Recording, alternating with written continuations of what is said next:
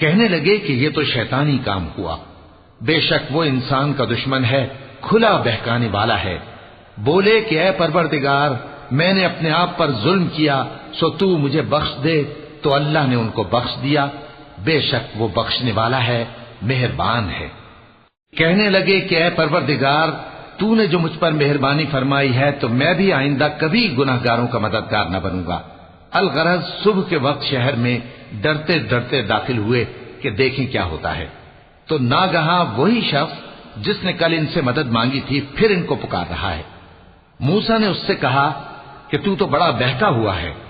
پھر جب موسیٰ نے ارادہ کیا کہ اس شخص کو جو ان دونوں کا دشمن تھا پکڑ لیں، تو وہ بول اٹھا کہ جس طرح تم نے کل ایک شخص کو مار ڈالا تھا اسی طرح چاہتے ہو کہ تم مجھے بھی مار ڈالو۔ تم تو یہی چاہتے ہو کہ ملک میں ظلم و ستم کرتے پھرو، اور یہ نہیں چاہتے کہ صلح کرانے والوں میں سے ہو جاؤ۔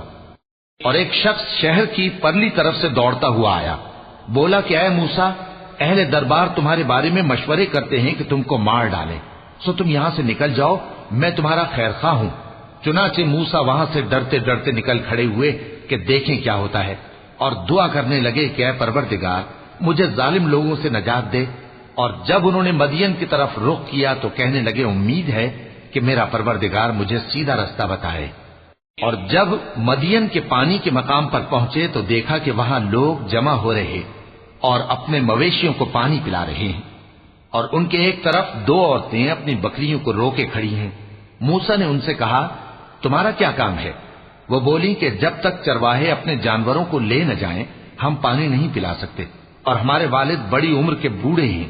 تو موسیٰ نے ان کے لیے بکریوں کو پانی پلا دیا، پھر سائے کی طرف چلے گئے اور کہنے لگے کہ پروردگار، میں اس کا محتاج ہوں کہ تو مجھ پر اپنی نعمت نازل فرمائے۔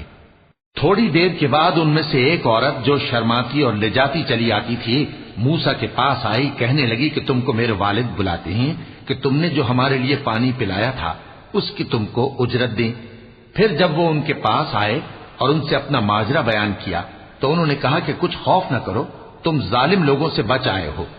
ایک لڑکی بولی کہ ابا، ان کو نوکر رکھ لیجئے، کیونکہ بہترین نوکر جو آپ رکھیں وہ ہے جو توانا ہو، امانت دار ہو۔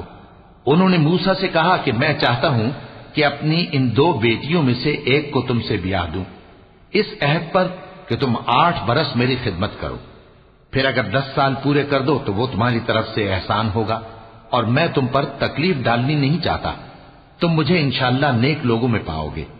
موسیٰ نے کہا کہ مجھ میں اور آپ میں یہ عہد پختہ ہوا،